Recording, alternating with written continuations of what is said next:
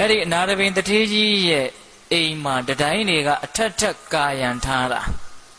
အဲ့ဒီမှာစတုထမြောက်တတိုင်းမှာမုတ်မှာစောင့်နေတဲ့နတ်တယောက်ရှိတယ်အဲ့ဒီနတ်ကမိစ္ဆာဒိဋ္ဌိနတ်ဟုတ်လားအဲ့ဒီနတ်ကသူကမုတ်ပေါ်မှာအမြဲတမ်းနေနေတာဒါပေမဲ့လို့ဖျားမှုရှိတဲ့တန်ဃာတော်တွေကြွလာရင်သီလရှိတဲ့ပုဂ္ဂိုလ်တွေကအောက်ကဖြတ်သွားတာဆိုတော့အဲ့ဒီတန်ဃာတွေအဝင်အထွက်လို့တိုင်းသူနဲ့သူ့မိသားစုကမြေကြီးပေါ်ကိုဆင်းဆင်းပြီးတော့နေရတာအဲ့ဒါကို तू မကြိုက်ဘူးမကြိုက်တော့ဘာလုပ်လဲဆိုတော့တရက်လည်းမဟုတ်တနေ့လည်းမဟုတ်တလလည်းမဟုတ်နှစ်တည်းလည်းကြာလာပြီဆိုတော့တန်ဃာတော်တွေဒီအိမ်မလာစေခြင်းဘူးအဲ့ဒီတော့ဘာလုပ်လဲဆိုတော့တထေးကြီးကိုလည်းမပြောရဲဘူးတထေးကြီးကသောတာပန်အရိယာကြီးလေအဲ့ဒီတော့ तू ဘယ်သူကိုပြောလဲဆိုတော့အဲ့ဒီတထေးကြီးရဲ့အမှုကိစ္စအားလုံးကိုဥဆောင်ပြီးတော့ဆောင်ရွက်ပေးတဲ့အမှုဆောင်လူကြီးစီကိုချင့်ကပ်ပြီးတော့ပြောတာအဲ့ဒီနတ်ကကိုထင်ရှားပြပြီးတော့တောင်ပြောတာနော်သင်တို့တထေးကြီးကစီဝါရေးလည်းဘာမှမလုပ်ဘူးအမြဲတမ်းပေးကမ်းနေတာယဟန်ဂေါရမရဲ့သာသနာမှာအမြဲတမ်းစွန့်လူနေတာဆိုတော့တနေ့မွဲသွားလိမ့်မယ်ဒါကြောင့်တန်ဃာတွေကိုဒီအိမ်မလာစေနဲ့အဲ့ဒီလိုပြောတော့အမှုဆောင်လူကြီးကလည်းသူတော်ကောင်းကြီးဆိုတော့သင်ဘာပြောတာတော့တထေးကြီးကငါရဲ့ရောင်စွန်းကနေကင်ဆွဲပြီးတော့အိမ်ကနှင်ထုတ်မယ်ဆိုရင်တောင်မှငါဒီစကားမပြောနိုင်ဘူးအဲ့ဒါနဲ့နတ်ကလက်လျှော့နောက်နာရပင်တထေးကြီးရဲ့သားကြီးစီကိုချင့်ကပ်ပြီးတော့တခါပြောပြန်တယ်သားကြီးကလည်းလက်မခံဘူးအဲ့ဒါလို့နဲ့တထေးကြီးကိုတော့ तू လုံးဝမပြောရဲဘူးနော်အဲ့ဒါလို့နဲ့နေလာခြင်းနဲ့နောက်တော့ဘာဖြစ်လဲဆိုတော့တထေးကြီးကဆင်းရဲနွမ်းပါသွားတာ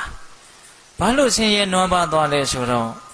တထေးကြီးစီကနေပြီးတော့ငွေကြေးတွေကိုချေးငှားပြီးတော့လောက်ကြတဲ့ကုန်တယ်ပေါက်စလေးတွေရှိတယ်အဲ့ဒီကုန်တယ်ပေါက်စလေးတွေကစုပြီးတော့ငွေချေးတာငွေပေါင်း38ကလေးတန်180ကျော်လောက်နော်အဲ့ဒါတွေကိုတထေးကြီးကစီးပွားရေးမှာသိပ်ပြီးတော့အာယုံမဆိုင်ဖဲနဲ့သာသနာရေးကိစ္စကိုပဲစိတ်ဝင်စားနေတာဆိုတော့အဲ့ဒီကုန်တယ်ငယ်လေးတွေကပြန်မပေးဘူးအဲ့ဒါတထေးကြီးမှာငွေ18ကလေးကျွေးထဲမှာနစ်နေတာဟုတ်လားပြီးတော့ဘိုးဘွားမိဘအဆက်ဆက်ပိုင်ခဲ့တဲ့အရှိရဝတီမြစ်ကမ်းတစ်ဘေးမှာမြုပ်ထားတဲ့ငွေ38ကလေးကြီးဦးတွေထဲမှာအလုံးပိတ်ပြီးတော့မြုပ်ထားတာတွေရှိတယ်အဲ့ဒါလေအရှိရဝတီမြစ်ကြောက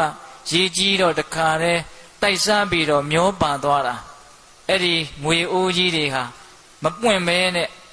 အလုံးပိတ်ကြီးတွေလိမ့်ပြီးတော့မြစ်ရဲ့ကျမ်းမြေလျှောက်လိမ့်ပြီးတော့အဲ့ဒါသမုဒ္ဒရာအထိရောက်နေတာအဲ့ဒါ38ကလေးတဲ့အဲ့ဒီမှာတထေးကြီးမှာတော်တော်ကြီးကိုဆင်းရဲနွမ်းပါသွားတော့ဖျားမှုရှိတဲ့တန်ဃာတော်တွေကိုဟိုတုန်းချမ်းသာတုန်းကလို့ကောင်းကောင်းမွန်မဆက်ကပ်နိုင်ဘူးစကဝဲထမင်းဘုံရီဟင်းတဲ့ဒါလေးပဲလှူနိုင်တာအဲ့ဒါတထေးကြီးကစိတ်မကောင်းဘူးတထေးကြီးကစိတ်မကောင်းတော့ဒီနေ့တော့မြတ်စွာဘုရားထံတော်မောက်အဲ့ဒီတထေးကြီးရောက်သွားတယ်ရောက်သွားပြီးတော့ရှင်ဘုရားတဲ့ဖျားမှုရှိတဲ့တန်ဃာတော်တွေကိုဖျားတပည့်တော်မုံမြက်မဆက်ကပ်နိုင်တဲ့အတွက်ကြောင့်စိတ်မကောင်းဘူးဖျားအဲ့ဒီလိုလျှောက်တော့မြတ်စွာဘုရားကတခါကြီးစိတ်မကောင်းမဖြစ်ပါနဲ့သင်ရဲ့လှူပွဲဝိတုကညံ့မိမယ်လို့အလှူခံပုဂ္ဂိုလ်ကသီလသမารိပညာနဲ့ပြည့်စုံတဲ့ဖျားလက်ထက်သာသနာတွင်ကာလာကြီးမှာဆိုတော့အလှူခံပုဂ္ဂိုလ်ကတိတ်မြင့်မြတ်တဲ့အတွက်ကြောင့်အင်မတန်အကျိုးကြီးတယ်တဲ့ငါဖျားတခုသောဘဝတုန်းကဝေလာမဆိုတဲ့ပုံနာကြီးဖြစ်ခဲ့တယ်စီးတဲ့ဥစ္စာလည်းသိပ်ပြီးတော့ကြီးကျယ်ပိုင်ဆိုင်ခဲ့ဘူးတဲ့အဲ့ဒါအလှူဒါနရဲ့အကျိုးပေးတွေကိုသိပ်ယုံကြည်တဲ့အတွက်ကြောင့်ငါအများကြီးအလှူဒါနတွေပြုခဲ့တာဘယ်လောက်ထိပြုလဲဆိုလို့ရှိရင်အနီးနားဝန်းကျင်မှာရှိတဲ့လူတွေလဲမလို့ရဘဲနဲ့ထွန်တုံးတွေကိုထောင်ထားရောက်လောက်အောင်ငါအလှူဒါနကြီးကိုပြုခဲ့တာထမရေချောင်းစည်းဆိုတာအဲ့ဒီတုန်းကမှတကယ်တဲ့မြတ်စွာဘုရားကအဲ့ဒါပေးခဲ့တာမြန်ရွှေလီမန်းနေနဲ့ထည့်ပေးတယ်ငွေလီမန်းနေနဲ့ထည့်ပေးတယ်အဝတ်အစားတွေအစားအသောက်တွေအကုန်လုံးအသုံးအဆောင်ငါမလှူဘူးတာဆိုရင်မရှိတော့အောင်အကြီးကြီးလှူခဲ့တာဒါပေမဲ့လို့တဲ့အလှူရဲ့အစာပေါင်းများစွာနှိမ့်ကြတဲ့ကုသိုလ်ကောင်းမှုကိုပဲငါရခဲ့တာအဲ့ဒီမှာမြတ်စွာဘုရားရှင်ကိုတော်မြတ်ကြီးဝေလာမသုတ်တံဆိုတာကိုဟောပါတယ်ဘုရားတို့နဝကနိပတ်မှာလာရှိတယ်အင်္ဂုတ္တပါဠိတော်ဟုတ်လားဒါပေမဲ့လို့အဲ့ဒီသုတ်တန်ကြီးကိုဦးဇင်းတို့အကျေတဝံပြောဖို့ရည်ရွယ်ထားတာမဟုတ်လေတော့ ဒီပြင်ပြောစရာတွေကအများကြီးရည်ရွယ်ထားတာရှိတယ်လေအဲ့ဒီဝေလာမသုတ်တံမှာမြတ်စွာဘုရားကပြောတာလေးကမှတ်သားစရာကောင်းလို့အကြံဉာဏ်လေး2မိနစ်3မိနစ်လောက်လေးနဲ့အပြီးပြောမယ်နော်ဝေလာမသုတ်တံမှာဆိုလိုရင်းကဘာလဲဆိုတော့သာသနာ့ဘကာလမှာသူတော်ကောင်းစိတ်မရှိတဲ့ပုဂ္ဂိုလ်တွေသီလနဲ့မပြည့်စုံတဲ့ပုဂ္ဂိုလ်တွေကိုပေးရလှူရတာထက်သီလနဲ့ပြည့်စုံတဲ့ပုဂ္ဂိုလ်တွေကိုပေးလှူရတာကမြတ်တယ်အဲ့ဒါလို့သာသနာ့ဘမှာလှူရတာတဲ့တရဏဂုံ3ပါးတည်တဲ့ပုဂ္ဂိုလ်ကိုလှူရတာကမြတ်တယ်ကုသိုလ်ကောင်းမှုတို့ရဲ့တန်ဖိုးကိုအကဲဖြတ်ပြတာတရဏဂုံနဲ့ပြည့်စုံတဲ့ပုဂ္ဂိုလ်ကိုလှူရတာတဲ့5ပါးသီလနဲ့ပြည့်စုံတဲ့သာသနာတွင်သားကိုလှူရတာကမြတ်တယ်ဟုတ်လား5ပါးသီလနဲ့ပြည့်စုံတဲ့ပုဂ္ဂိုလ်ကိုလှူရတာတဲ့5ပါးသီလနဲ့ပြည့်စုံတဲ့ပုဂ္ဂိုလ်ကိုလှူရတာတဲ့သောတာပန်တည်နေတဲ့ပုဂ္ဂိုလ်ကိုလှူရတာမြတ်တယ်ဒါဒါနတွေကိုစစ်ဆေးနေတာနော်သောတာပန်နဲ့သဂရဂံသဂရဂံနဲ့အနာဂံအနာဂံနဲ့ယဟန္တာယဟန္တာတဲ့ပိစေကဗုဒ္ဓဒါဥစဉ်ကကြော်ချလိုက်တာအေကသဝကမဟာသဝကတွေကျန်သေးတယ်အဲ့ဒီပိစေကဗုဒ္ဓအရှင်မြတ်ကိုလှူရတာတဲ့သမ္မာသမုဒ္ဒိဉာဏ်ကိုရတဲ့ဘုရားရှင်ကိုတော်မြတ်ကိုလှူရတာမြတ်တယ်ဘုရားရှင်ကိုတော်မြတ်ကိုလှူရတာတဲ့ဘုရားအမှုရှိတဲ့သံဃာတော်တွေကိုလှူရတာကမြတ်တယ်အဲ့ဒီမြတ်လာပါတယ်ဆိုတဲ့အလှူဒါနတွေထက်ဘုရားရဲ့ဂုဏ်တရားရဲ့ဂုဏ်သံဃာရဲ့ဂုဏ်ကိုတကယ်သိမြင်နားလည်ပြီးတော့ယုံကြည်ပြီးတော့စိတ်ကပ်ရတဲ့တရဏဂုံမြတ်သုံးပါးကမြတ်တယ်တဲ့ပေတပေါင်းသူတော်ကောင်းတို့အလှူဒါနပေါင်းများစွာ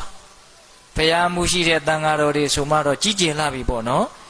အဲ့ဒီဘုရားမှုရှိတဲ့သံဃာတော်တွေကိုကြောင်းဆောင်လူသင်္ကန်းလူအားလုံးလူကျင်တဲ့လောက်လှူ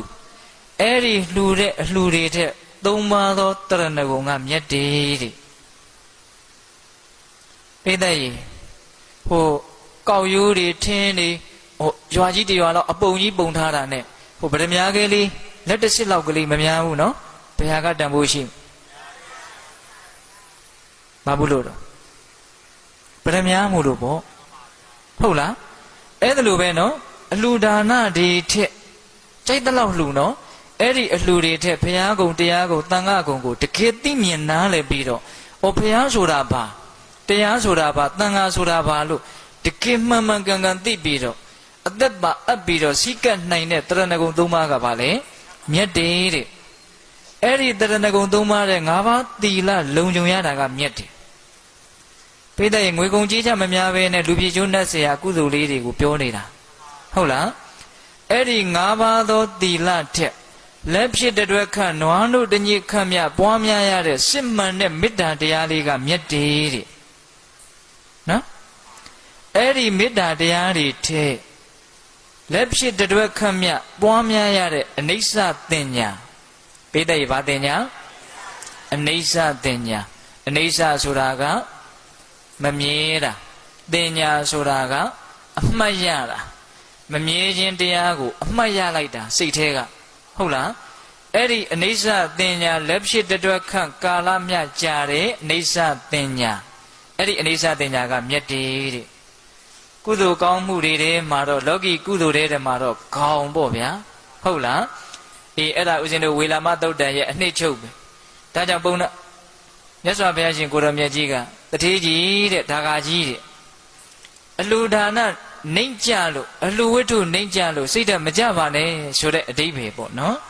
အဲ့ဒါလိုဝေလာမသုတ်တန်ကြီးဟောပြီးတော့နာရမင်းတထေးကြီးလည်းဝမ်းမြောက်ဝမ်းသာဖြစ်အိမ်ပြန်အဲ့ဒီမှာတထေးကြီးဆင်းရဲပြီးမွဲပြီးဆိုတော့မှစောတော်တုန်းက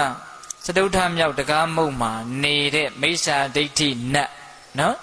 စာတုန်းကတထေးကြီးအစဉ်ပြေတုန်းက तू မပြောရဲဘူးအခုဆင်းရဲပြီဆိုတော့ဒီအချိန်မှာငါပြောရင်တော့ငါစကားကိုလက်ခံတန်ကောင်းရဲ့လို့ तू အဲ့လိုတွက်တာ तू အတွက်မှားတာကိုနောက်တော့သိရမယ်အဲ့ဒါနဲ့တန်းကောင်ရမှာတထေးကြီးရဲ့ဟိုအိတ်တဲ့အဆောင်ကိုတန်းကောင်ရမှာအယောင်ဝါရီနဲ့ तू လာလာနောက်တော့ဘာကိစ္စလဲစတုထမြောက်တကားမုံမှာစောင့်တဲ့နတ်ပါဘာကိစ္စလဲမှန်လားပါတထေးကြီးတဲ့တထေးကြီးခုဆင်းရဲနေပြီနော်တဲ့အဲ့ဒါငါသိပါတယ်အဲ့ဒါကိုချမ်းသာခြင်းလို့ရှိရင်ဒါမျိုးမလုပ်သင့်ဘူးဘာမျိုးမလုပ်သင့်တာတော့ယဟန်ဂေါရမအမှုပြုတဲ့တန်ဃာတော်တွေကိုအမြဲတမ်းပေးကြွေစွန့်ကြဲနေမှတော့ စီးပွားရေးပဲစိတ်မဝင်စားမှတော့မွေးမှာပေါ့တဲ့